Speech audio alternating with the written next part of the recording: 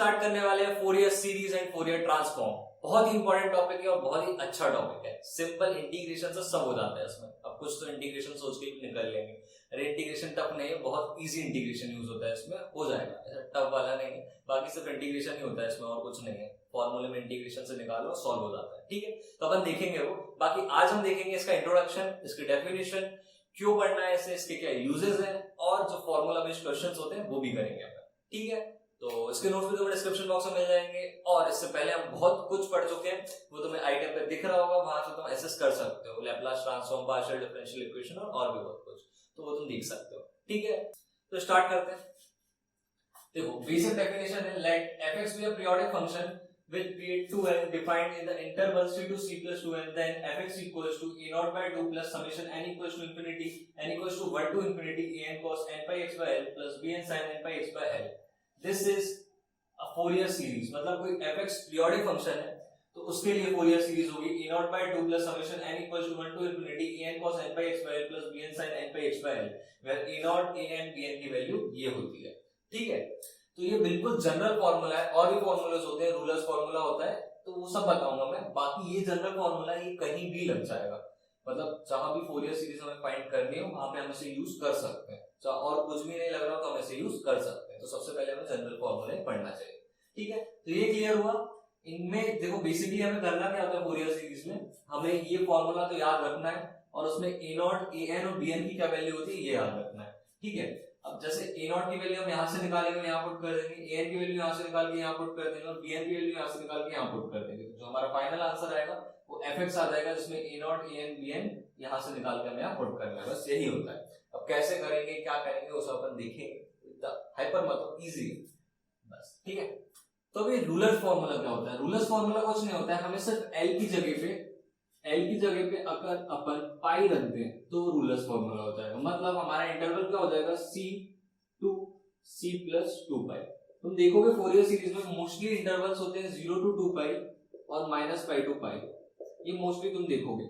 तो उसके लिए रूलर्स ने इजी करके फॉर्मूला निकाल दिया था, तो अपन वही देख लेते हैं। रूलर्स फॉर्मूले में l की जगह पे अपने को सिर्फ पाई रखना है, तो यहाँ पे अगर अपन l की जगह पे पाई रखेंगे तो क्या हो जाएगा, ये nx हो जाएगा। क्या हो जाएगा, nx।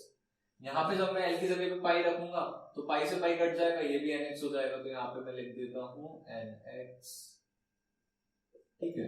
तो हमारा fx क्या हो जाएगा, मतलब जो फोरियर सीरीज फॉर्म होगी वो क्या होगी, a not bye 2 plus summation n equals to 1 to infinity a n cos nx plus b n sin nx। But यहाँ भी वैल्यू चेंज होगी ना, अगर अपन l की जगह पे पाई रख रहे हैं तो यहाँ भी रखना पड़ेगा, तो यहाँ पे भी रख देते हैं, सिंपल।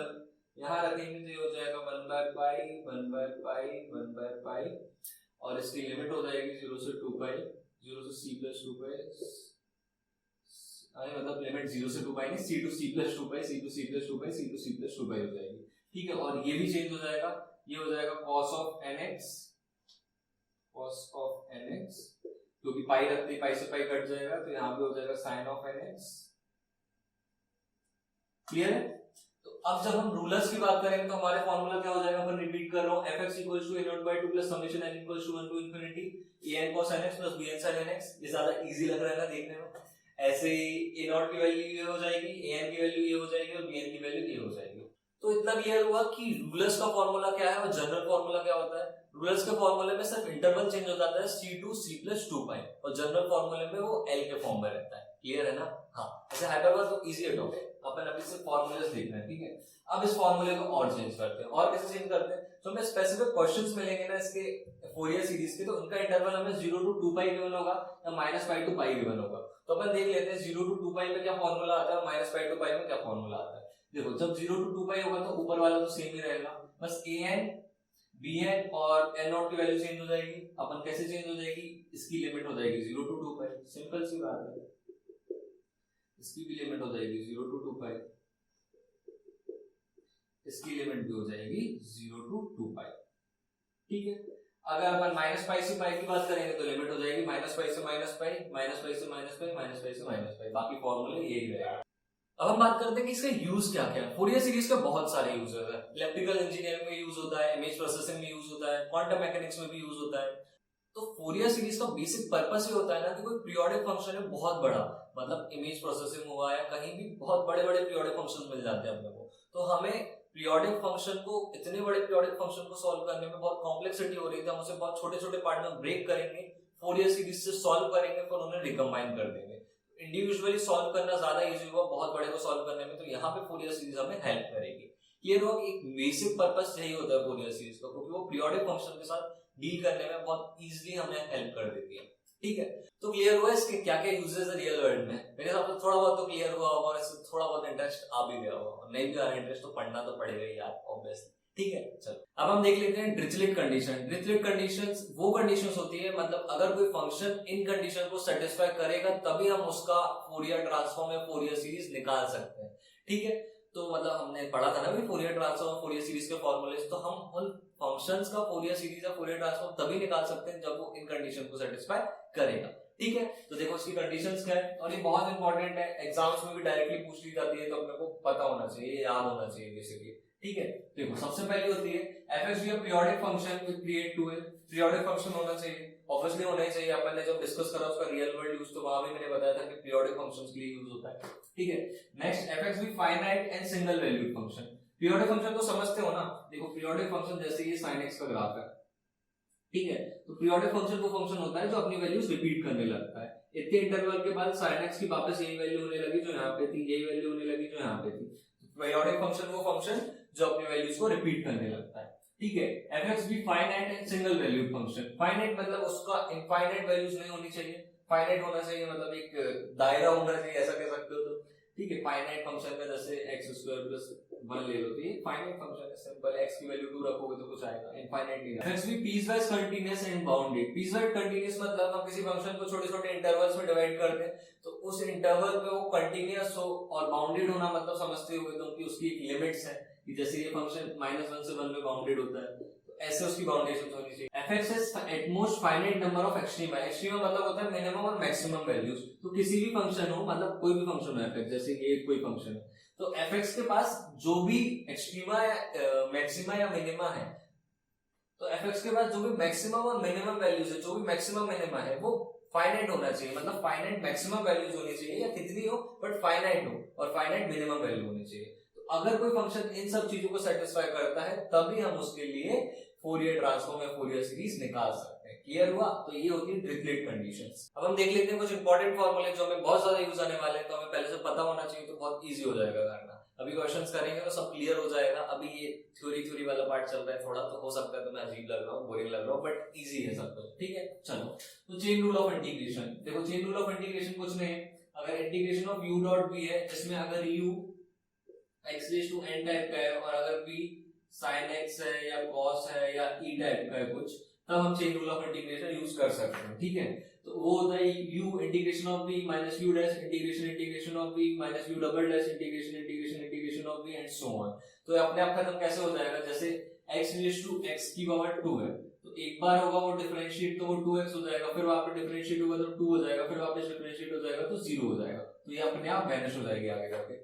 तो जैसे इसका इक्वेशन करके बता देता हूँ, जैसे अपने को दे दिया x² cos x, ठीक है, अब अपने को ये दिया है और अपने को इसके फॉर्मूले से करना है, तो u की जगह पे ये है, v की जगह पे ये है। फर्स्ट क्या होता है, u integration of v, u मतलब x² integration of cos x होता है sin x minus u dash, यहाँ पे जो था उसका डिफरेंशिएशन 2x, और इंटीग्रेशन ऑफ v मतलब जो v है उसका 2 बार इंटीग्रेशन। तो सिंपल सी बात है, हम एक बार कर चुके हैं, तो इसी को हम वापस से कर देंगे तो 2 बार हो जाएगा। तो sin x का क्या हो जाएगा, माइनस cos x, ठीक है। उसके बाद क्या है, plus u double dash integration of v, 3 bar integration, सबसे पहले u डबल डैश 2x का वापस से डिफरेंशिएशन कर दो, क्योंकि हम u डैश निकाल चुके हैं, तो इसी का हम वापस डिफरेंशिएट कर देंगे तो u डबल डैश आ जाएगा। तो 2x का क्या हो जाएगा, प्लस 2 हो जाएगा, सिंपल। और 3 बार इंटीग्रेशन करना है, एक बार यहाँ किया था, 2 बार यहाँ किया था, तो ये दूसरी बार वाले को अपन तीसरी बार कर देंगे तो आ जाएगा। तो cos x का वापस से कर दो, तो माइनस cos x का क्या हो जाएगा, माइनस ऑफ sin x, मतलब cos x का तो sin x होगा और माइनस ऐसा का वैसा। क्लियर है, cos x का इंटीग्रेशन तो sin x होगा ना, ठीक है। अब अपन तीसरी बार जब करेंगे, तीसरी बार क्या होगा, u डबल डैश था तो u ट्रिपल डैश हो जाएगा, तो u ट्रिपल डैश मतलब u डबल डैश 2 है, तो u ट्रिपल डैश 2 का डिफरेंशिएशन 0 होगा, तो हमारा वैनिश हो जाएगा, तो ये हो जाएगा -0 कुछ, ठीक है, तो वो 0 हो जाएगा, तो उसका कोई मतलब है नहीं। तो एक्स स्क्वायर कॉस एक्स का इंटीग्रेशन बहुत इजीली हो गया। अगर तुम उसे बाय पार्ट से करते ना तो तुम्हें 2 बार करना पड़ता, थोड़ा कॉम्प्लेक्स बन जाता। अगर अपन इससे करेंगे तो इजीली हो जाएगा, इसलिए ये चेन रूल ऑफ इंटीग्रेशन काम की होती है। क्लियर है? अरे आया कि नहीं समझ, वापस से समझाऊं। अपने को दिया था u x n टाइप का कुछ है, और भी अगर sin cos e टाइप का कुछ है, तो हम इसमें चेन रूल ऑफ इंटीग्रेशन लगा सकते हैं। वो ये होता है u into integration of b minus u dash double integration of b plus u double dash double integration of b। इसे याद करना इजी क्यों है? क्योंकि यहाँ अल्टरनेट प्लस माइनस साइन चल रहा है, ठीक है। दूसरी बात, यहाँ पे u है, फिर u डैश है, u डबल डैश है, सिमेट्रिक है, फिर यहाँ पे इंटीग्रेशन एक बार, दो बार, तीन बार, तो इसे इजीली याद कर सकते हो। और इसे इंटीग्रेट करना और इजी है, क्यों? क्योंकि जैसे हमें एक्स स्क्वायर कॉस एक्स दिया है, तो एक्स स्क्वायर वैसा का वैसा u integration of b cos x का इंटीग्रेशन हो जाएगा sin x। अब क्या करो, इस वाले को देख के आगे बढ़ते जाओ। एक्स स्क्वायर का करो तुम डिफरेंशिएशन और sin x का करो तुम इंटीग्रेशन। अब x 2x का करो तुम डिफरेंशिएशन और माइनस cos x का करो तुम इंटीग्रेशन, ठीक है। और जहां पे ये कांस्टेंट है वहां पे जीरो हो जाएगा, तो हमें वहीं तक करना है जहां पे कांस्टेंट आ गया, उसके बाद आगे करने नहीं है। सिंपल है, तो मेरे हिसाब से क्लियर हो गया होगा, ठीक है। नेक्स्ट फार्मूला है integration of e raise to x cos bx। ये याद कर लेना, ये बहुत यूजफुल है। Integration of e raise to x cos bx होता है e raise to ax upon a square plus b square a cos bx plus b sin bx, ठीक है। Integration of e raise to x sin bx होता है e raise to ax upon a square plus b square a sin bx minus b cos bx। तो इन दोनों में difference सिर्फ इतना है, देखो मैं याद करा देता हूं तुम्हें यहीं पे, देखना e raise to ax upon a square plus b square e raise to ax upon a square plus b square similar है। a भी आएगा, a भी यहां भी आएगा, ठीक है। बस जब cos bx है तो cos पहले आ रहा है, जब sin bx है तो sin पहले आ रहा है, सिंपल है। cos bx है तो cos bx plus sin bx आ गया, अगर sin bx है तो sin bx और cos bx आ गया। और ध्यान रखना sin में नेगेटिव साइड आ जाता है, ठीक है। बस इतनी चीजें चेंज हो रही है। अगर cos है तो cos पहले आएगा, a के साथ cos आ जाएगा, अगर sin है तो a के साथ sin आ जाएगा। और cos में ये पॉजिटिव होता है, sin में ये नेगेटिव होता है। क्लियर हुआ? इंपॉर्टेंट फॉर्मूला है, बहुत यूजफुल है, इसलिए मैंने अभी बता दिया। नेक्स्ट थिंग, sin n पाई की वैल्यू 0 होती है, cos n पाई की वैल्यू -1 होती है। कैसे? देखो sin पाई के रेशियो में, मतलब पाई sin पाई sin 2 पाई sin 3 पाई सब में 0 होता है, ठीक है। और cos n पाई -1 रेशियो में कैसे हो गया? अगर cos पाई होता तो उसकी वैल्यू होती -1, और अगर cos 2 पाई होता तो उसकी वैल्यू होती 1। तो इसलिए cos n पाई की वैल्यू अपन ने दी थी -1:n। पता होगा बट तभी मैंने एक बार रिवाइज करा दिया। sin 2n पाई होता है 0, cos 2n पाई होता है 1। क्लियर है? तो ये बहुत इंपॉर्टेंट है, लिख लेना। ये नोट्स पे ऑलरेडी दिए हैं, तब भी एक बार तुम लिख लेना, तुम्हें याद हो जाएगा। अब अपन क्वेश्चंस देखते हैं। तो अब हम इसके क्वेश्चन देखते हैं तो हमें चीजें और अच्छे से क्लियर हो जाएंगी। क्वेश्चंस करते थे, हमको चीजें ध्यान रखना है।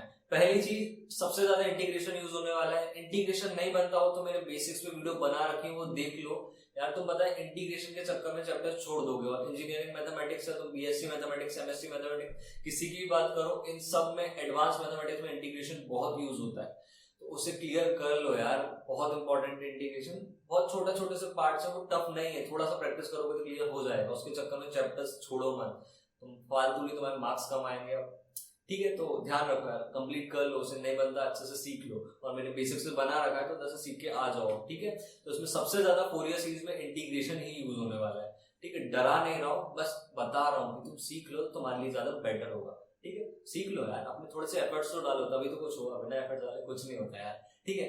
चलो, तो इंटीग्रेशन सबसे ज्यादा यूज होने वाला है। इससे पहले मैंने जो फॉर्मूलेस बताए थे उनका बहुत ज्यादा यूज होने वाला है। और फोरियर में ना क्वेश्चन इजी होता है, इंटीग्रेशन भी इवन इजी होता है, बट हम जब लिमिट्स पुट करते हैं ना तो वहां पे हमें थोड़ा अलर्ट रहना पड़ता है। मैं इवन आज भी गलती कर देता हूँ लिमिट्स पुट करते टाइम, तो हो सकता है तुम गलती कर दो, तो बहुत फोकस से करना, आराम से करना, हो जाएगा, ठीक है। और टेंशन मतलब, फोरियर सीरीज बहुत आसान है, अपने को सिर्फ 3 वैल्यू निकालनी होती है, a नॉट, an और bn, और उसमें पुट कर दो तो आंसर आ जाता है। तो 3 वैल्यू का ये सब कुछ, ठीक है। चलो स्टार्ट करते हैं, बातें बहुत हो गई। अपने को क्वेश्चन दिया है fx इक्वल्स टू ex, इसका हमें फोरियर सीरीज निकालना है, और जिसमें x 0 से 2 पाई के बीच में, तो हमें इंटरवल 0 से 2 पाई दिया है, fx equals to e raise to x दिया है। तो हमें रूलर्स फार्मूला पता है, वो क्या कहता है, fx equals to, Euler's formula क्यों लगा रहे हैं, क्योंकि इंटरवल 2 पाई तक है, इसलिए a not bye 2 plus summation n equals to 1 से infinity an cos of nx plus bn sin of nx, ये होता है रूलर्स फार्मूला। सबसे पहले अपन a नॉट फॉर्म कर लेते हैं। a नॉट क्या हो जाएगा, a नॉट इक्वल्स टू हो जाएगा 1 अपॉन पाई इंटीग्रेशन 0 से 2 पाई f ऑफ x dx होता था, f ऑफ x की जगह पे क्या है, e रेज़ टू x, तो e raise to x dx हो जाएगा, ठीक है। Integration of e raise to x क्या होता है, e रेज़ टू x ही होता है, ई रेस टू एक्स यहाँ वैसा का वैसा और लिमिट्स पुट कर दो 0 से 2 पाई, यहाँ पे 1 अपॉन पाई प्लस का वैसा। तो जब हम लिमिट्स पुट करेंगे तो 1 अपॉन पाई ब्रैकेट में आ जाएगा e raise to 2 pi minus e raise to 0 that is 1। ठीक है, तो ए नॉट आ गया। अब अपन ए एन निकाल लेते हैं। ए एन के लिए भी सेम चीज करनी है। ए एन के लिए अपने पास 1 upon pi integration 0 to 2 pi e raise to x cos of n x आ जाएगा। ठीक है, अब dx, अब यहाँ पे अपने को ये वाला फॉर्मूला यूजफुल है e raise to ax cos bx। ठीक है, अब मैं इसका फॉर्मूला नहीं लिखूंगा, तुम्हें याद होना चाहिए, याद कर लो, बहुत यूजफुल है, बट मैं लिख रहा हूँ तो तुम्हें याद हो जाएगा। e raise to x cos bx का होता था e raise to ax, a की वैल्यू 1 है और a की वैल्यू n है, 1 square plus n square in bracket a cos bx, a की वैल्यू 1 है तो 1 cos bx, b मतलब nx plus b sin bx, b की वैल्यू n है और sin ऑफ nx। ठीक है, अब मैं लिख दिया यार, तुम नहीं तो कंफ्यूज हो जाओगे। e raise to ax upon 1 plus sorry a square plus b square और इधर हो जाता है a cos bx plus b sin bx। ठीक है, ये होता था, तो ये मैंने यहाँ पे लगा दिया। इसमें हम लिमिट्स लिख देंगे अपन 0 टू 2 पाई। ठीक है, और यहाँ पे 1 अपॉन पाई भी चल रहा है तो यहाँ पे लिख देते हैं छोटा सा। क्लियर हुआ? सिंपल, अपन ने डायरेक्ट फॉर्मूला लगा दिया। यहाँ पे अब लिमिट्स पुट कर देते हैं। लिमिट्स पुट करेंगे तो क्या हो जाएगा 1 अपॉन पाई और e raise to 2 pi upon 1 plus n square. ठीक है, तो इधर आएगा cos ऑफ 2n पाई। जब मैं x की जगह पे 2 पाई रखूंगा तो यहाँ पे आ जाएगा cos ऑफ 2n पाई, और cos ऑफ 2n पाई की वैल्यू कितनी होती है 1, हमने अभी देखा था, तो हो जाएगा 1 प्लस n वैसा का वैसा x की जगह पे 2 पाई रखेंगे तो ये क्या हो जाएगा sin of 2n pi. Sine of n pi हो या साइन ऑफ 2n पाई हो, वैल्यू 0 ही होती है। ठीक है, अपन ने अपर लिमिट पुट कर दिया, माइनस कर देते हैं, लोअर लिमिट पुट करेंगे। x की जगह पे 0 रखेंगे, x की जगह पे 0 रखेंगे तो हो जाएगा 1 upon 1 square plus n square, मतलब 1 प्लस n स्क्वायर लिख दो डायरेक्ट। ठीक है, अंदर रखो, x की जगह पे 0 रखोगे तो cos 0 होगा, cos 0 की वैल्यू सबको पता है 1 होती है, प्लस n sin 0 की वैल्यू 0 होती है, अगेन 0। सिंपल हो गया, सॉल्व। तो इसको अपन अच्छे से लिख दो तो 1 upon pi e raise to 2 pi, 1 का अंदर मल्टीप्लाई करेंगे तो upon 1 plus n square minus 1 का यहाँ करेंगे तो 1 अपॉन 1 प्लस n स्क्वायर। तो अगर मैं फाइनली बोलूँ ये कितना आएगा an, तो an आ जाएगा 1 upon pi in bracket 1 plus n square और ऊपर e raise to 2 pi minus 1। Clear है? ये अपना आ जाएगा an, e नॉट आ गया, an आ गया। अभी bn और निकालना है, bn निकालते हैं। bn के लिए हमें क्या करना पड़ेगा 1 अपॉन पाई 0 से 2 pi e raise to x sin of nx dx। वापस यही वाला फॉर्मूला लगाएंगे, बस साइन में यहाँ पे नेगेटिव हो जाता है और यहाँ पे आ जाता है sin bx और यहाँ पे आ जाता है cos bx। ठीक है, और ये होता है इसका formula e raise to x sin of bx dx का। ठीक है, सेम चीज हमें यहाँ पे करनी है, कर लेते हैं, बहुत ही यहाँ पे रखेंगे तो हो जाएगा 1 upon pi e raise to x upon 1 plus n square into e sin bx, a की जगह 1 है और sin bx मतलब sin of nx, sin of nx minus b sin b मतलब n, b cos bx cos of nx। ठीक है, और यहाँ पे आ जाएगा अपना इंटीग्रेशन 0 टू 2 पाई। ठीक है, क्लियर है? सिंपल, अपन ने ये वाला फॉर्मूला लगा दिया और यहाँ पे पुट कर दी वैल्यूज। क्लियर हो रहा है? अब अपन वैल्यूज पुट कर देते हैं, मतलब लिमिट्स पुट कर देते हैं। जब लिमिट्स पुट करेंगे तो आ जाएगा 1 अपॉन पाई इन ब्रैकेट, देखना आराम से, जब x की जगह यहाँ 2 पाई रखेंगे तो e raise to 2 pi upon 1 plus n square. जब यहाँ पे 2 पाई रखेंगे तो sin ऑफ 2n पाई होगा, sin ऑफ 2n पाई की वैल्यू 0 होती है, और जब यहाँ पे 2 पाई रखेंगे तो n into cos of 2n पाई होगा, cos ऑफ 2n पाई की वैल्यू 1 होती है, तो sin ऑफ 2n पाई की वैल्यू कितनी हो जाएगी 0 माइनस n इनटू 1 हो जाएगा ये। ठीक है ना, इजी। यहाँ पे cos ऑफ 2n पाई आया, cos ऑफ 2n पाई की वैल्यू 1 होती है। नेक्स्ट थिंग 0 रखते हैं, जब यहाँ पे 0 रखेंगे तो हो जाएगा माइनस e रेज़ टू 0 मतलब 1 अपॉन 1 प्लस n स्क्वायर। ठीक है, और यहाँ पे 0 रखेंगे तो sin 0 हो जाएगा, sin 0 0 ही होता है तो यहाँ पे आ जाएगा 0 माइनस यहाँ पे 0 रखेंगे तो cos 0 होगा, cos 0 1 होता है तो यहाँ पे आ जाएगा n। ठीक है,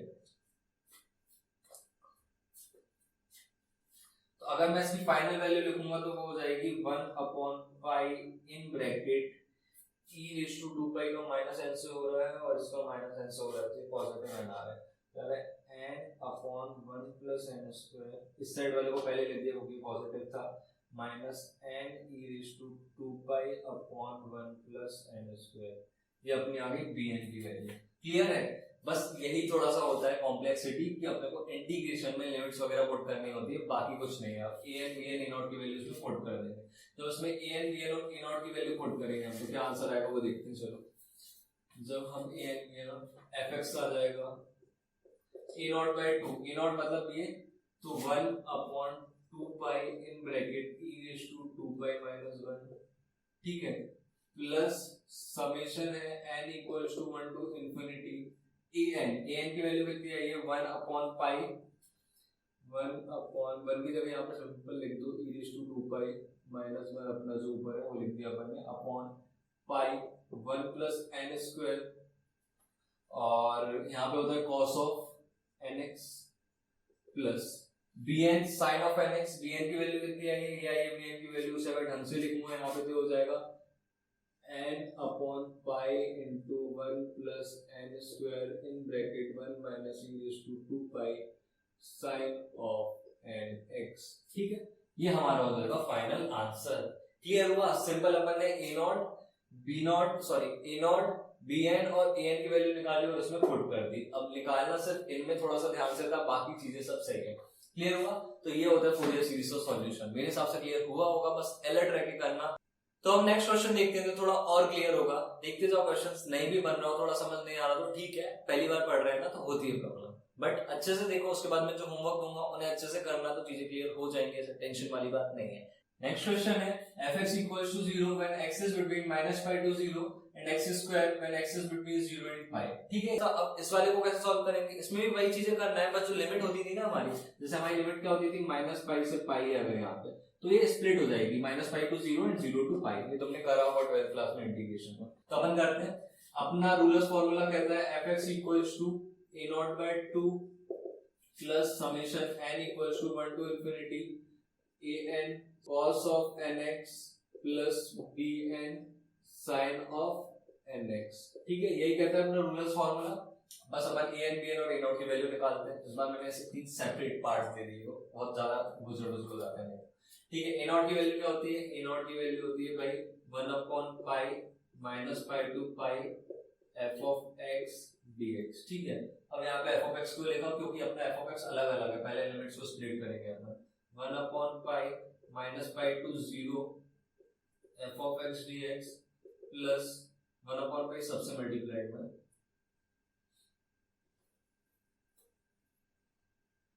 that is equals to 1 upon pi in bracket minus pi to 0 f of x dx plus 0 to pi f of x dx। Clear है?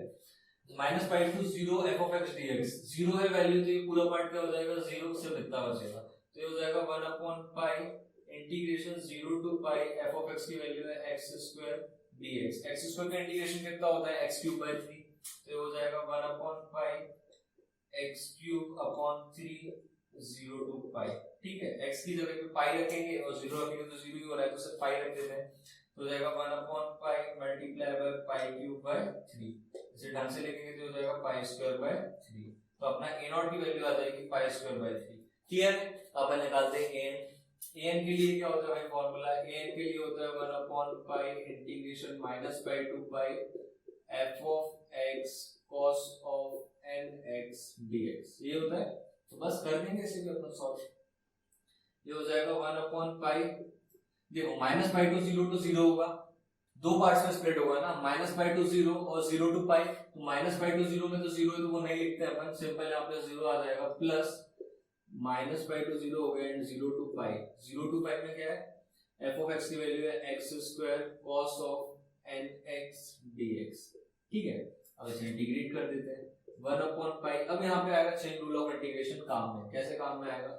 देखो चेन रूल ऑफ इंटीग्रेशन क्या होता था? Integration of u dot b is equals to u integration of v, u मतलब x square integration of v मतलब cos of nx मतलब sin of nx upon n, ठीक है, माइनस u डैश मतलब x square का differentiation 2x double integration of v, इसका वापस से इंटीग्रेशन कर दो तुम, तो sin x का क्या होता है?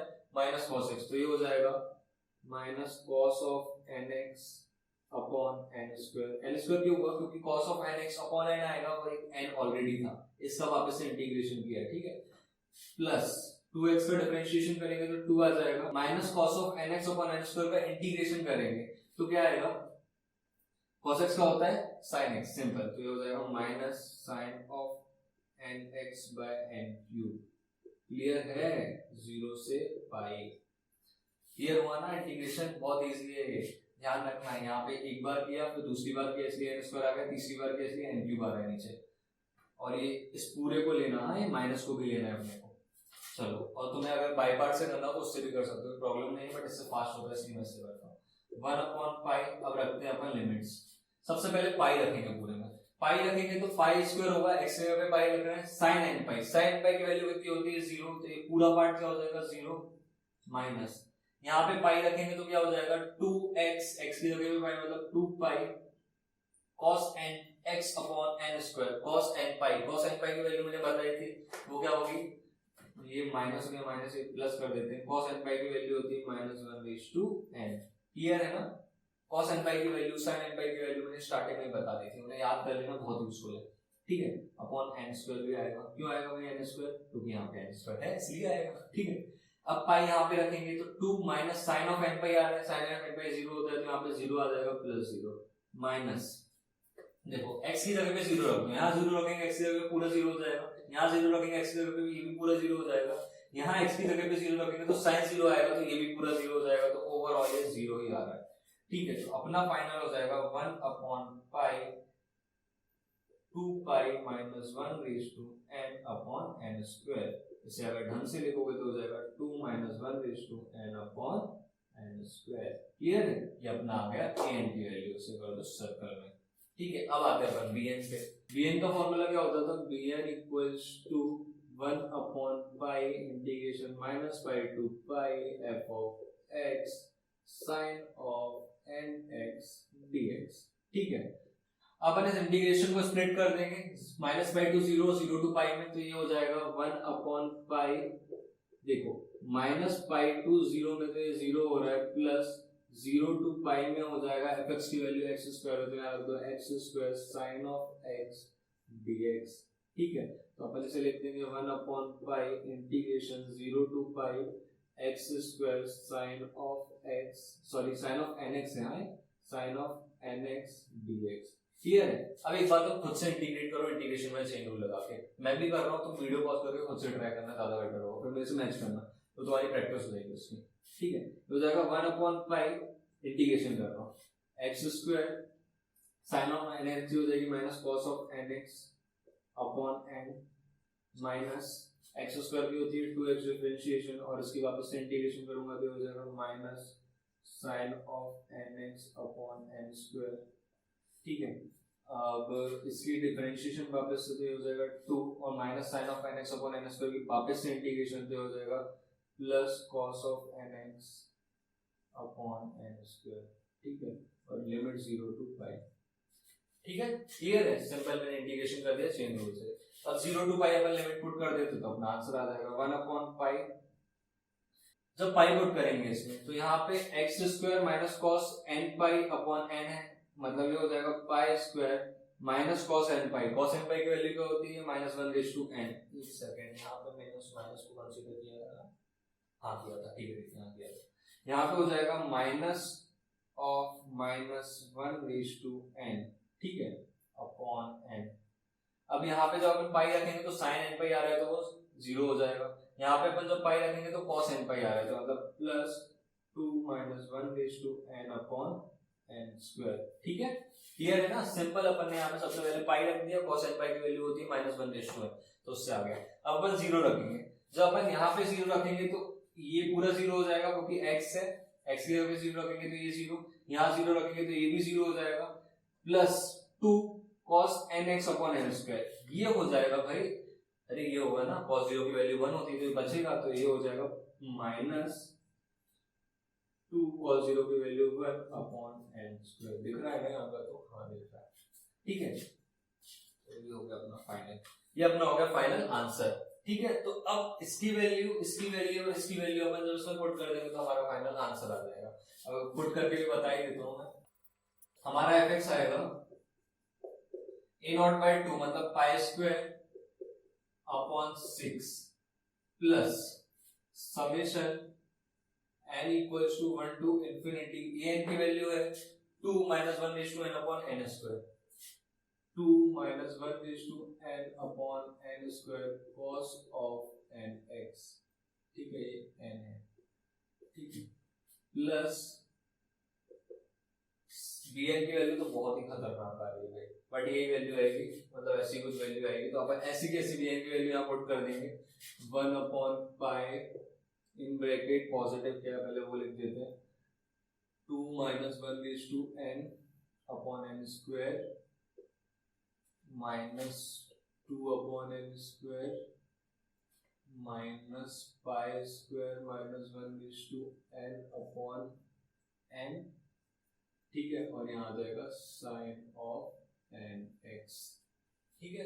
तो ये अपना फाइनल आंसर आएगा fx equals to pi square by 6 plus summation n equals to 1 to infinity 2 minus 1 raise to n square cos of nx 1 upon pi 2 minus 1 raise to n, बाप रे बहुत लंबा है, ये आंसर आ जाएगा। क्लियर है, ठीक है। छोटा सा पार्ट डिस्कस करना था, मतलब क्वेश्चन में हमें कभी-कभी ऐसा ही पूछ लेते हैं जो हमारा फाइनल आंसर है उसके बाद कि also find pi square by 5 is equals to 1 plus 1 upon 2 square plus 1 upon 3 square plus 1 upon 4 square type कुछ ऐसा कुछ दे दिए तो हम क्या करेंगे, ठीक है। तो जैसे कि हमारा फर्स्ट क्वेश्चन में fx की वैल्यू कुछ आई थी e raise to 2 pi minus 1 upon 2 plus summation n equals to 1 to infinity और कुछ आया था, ये आया था ना हमारा fx की वैल्यू, और हमें fx का गिवन था, हमें fx गिवन था e रेज़ टू x, ठीक है। तो अपन क्या करेंगे e raise to x equals to e raise to 2 pi minus 1 upon 2 plus summation n equals to 1 to infinity, और ये लिखेंगे, ठीक है।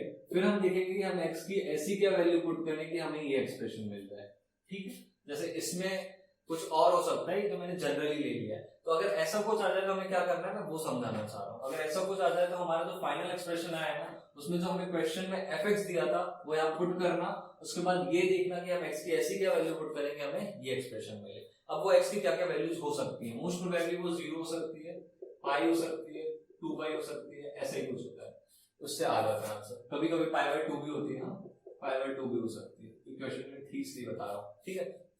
तो ये जब अपन x की जगह पुट करेंगे तो हमें जो एक्सप्रेशन निकालना है वो निकल सकता है, बट अब यहाँ पे एक पॉइंट पे दिक्कत आ सकती है। कहाँ दिक्कत आ सकती है, देखो जैसे ये fx है, ठीक है, ये अगर हमें fx दिया है इतना सा देखना,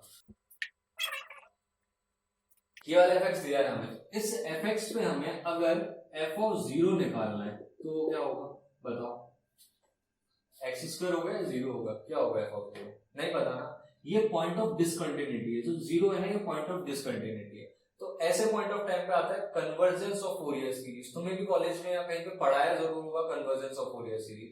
कन्वर्जेंस ऑफ फोरियर सीरीज का मतलब कुछ नहीं होता है फालतू अच्छा वैसा हाइपर होने वाला टॉपिक नहीं है, कंफ्यूजन टॉपिक नहीं, बहुत इजी टॉपिक है। कन्वर्जेंस ऑफ फोरियर सीरीज मतलब ये होता है अगर जो हमारा fx है वो अगर कंटीन्यूअस फंक्शन है तो fx की जगह fx ही आएगा हमेशा, ठीक है, fx equals to a0/2 plus जो भी है वो, ठीक है, वही आएगा। अगर हमारा fx कंटीन्यूअस फंक्शन है मतलब वो कन्वर्ज हो रहा है तो हमारी फोरियर सीरीज में fx की जगह fx ही आएगा, ठीक है।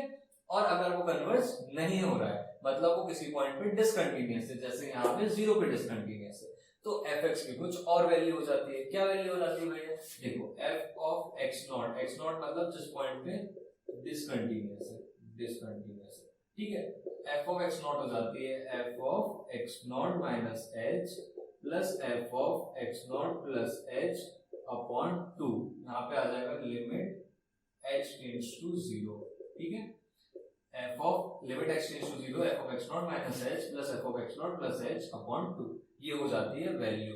मेन चीज यही है, convergence of the Fourier series का अजीब सा टॉपिक लगता है ना, वो कुछ नहीं है, वो ये कहना चाह रहे हैं अगर किसी पॉइंट पे डिसकंटीन्यूअस है फंक्शन तो उस पॉइंट पे अगर आपको वैल्यू निकालनी है तो वो हो जाएगी f of x0 minus h plus f of x0 plus h upon 2। जैसे मैं तुम्हें इसमें निकाल के बता देता हूँ, f of x0 limit h tends to 0, h तो अपने को दिया है ये 0 होना चाहिए, x0 की जगह 0 है मतलब अपने को 0 पे वैल्यू निकालनी है, तो f ऑफ 0 वैल्यू निकाल रहे हैं अपन, f of 0 minus h plus f of 0 plus h upon 2। 0 minus h मतलब जीरो से थोड़ा सा कम, और 0 प्लस एच मतलब 0 से थोड़ा सा ज्यादा, है ना, यही याद होगा ना लिमिट्स में। तो 0 से थोड़ा कम पे क्या वैल्यू है, 0 से कम पे वैल्यू 0 ही है, तो ये हो जाएगी 0 प्लस 0 से ज्यादा पे क्या वैल्यू है, 0 से हम ज्यादा तो एक्स स्क्वायर है, 0 प्लस एक्स स्क्वायर बाय 2, ठीक है, एच तो 0 ही होगा ना, तो हो जाएगा 0 प्लस एक्स स्क्वायर बाय 2, तो फाइनल हमारा आ जाएगा एक्स स्क्वायर बाय 2। तो हमारा जो एफ ऑफ 0 होगा वो होगा एक्स स्क्वायर बाय 2। क्लियर हुआ? तो ऐसे करना है अगर हमें कोई पॉइंट ऑफ डिसकंटिन्यूटी मिल जाए। तो एक टॉपिक था, मैंने सोचा क्लियर कर देता हूँ। बाकी अगर चैनल पे नए हो तो चैनल को सब्सक्राइब कर दो, वीडियो को लाइक कर दो, और ऐसे शेयर भी करना अगर तुम्हें अच्छा लगा हो कंटेंट तो, ठीक है। बाकी फूरियर सीरीज में इतना ही, थोड़ी वीडियो लंबी हो गई है मेरे को पता है, बट अपन फटाक से खत्म करते हैं, और नोट्स तो मेरे डिस्क्रिप्शन बॉक्स में मिल जाएंगे। कहीं भी कोई भी डाउट हो तो ये मेरी इंस्टाग्राम आईडी है, यहाँ पे तुम मेरे को डीएम कर सकते हो। और फूरियर सीरीज से डरो मत, थोड़ा सा लेंदी जाता है क्वेश्चन, बट क्वेश्चन इजी होता है, और इसके क्वेश्चंस करने से हमारा फोकस बढ़ता ही है, क्योंकि हमें बहुत ध्यान से करना होता है, ठीक है। बाकी अपन और क्वेश्चंस करो ज्यादा से ज्यादा, बुक्स में डिस्क्रिप्शन बॉक्स में दे देता हूँ कि ये बुक्स रिकमेंड कर देता हूँ, मेरे हिसाब से बाकी का देख लेना, ज्यादा से ज्यादा बुक्स से क्वेश्चन निकालो, नॉर्मल क्वेश्चन करो, तो तुम्हें चीजें क्लियर हो जाएगी, ठीक है। और प्रैक्टिस क्वेश्चन मैंने होमवर्क जो है ना वो नोट्स में दिया है, तो वहां से देख कर लेना होगा, उसका आंसर भी दिया है, तो हो जाएगा, वहाँ पे डाउट है। बाकी आज के लिए इतना ही, मिलते हैं नेक्स्ट वीडियो में, तब तक के लिए धन्यवाद।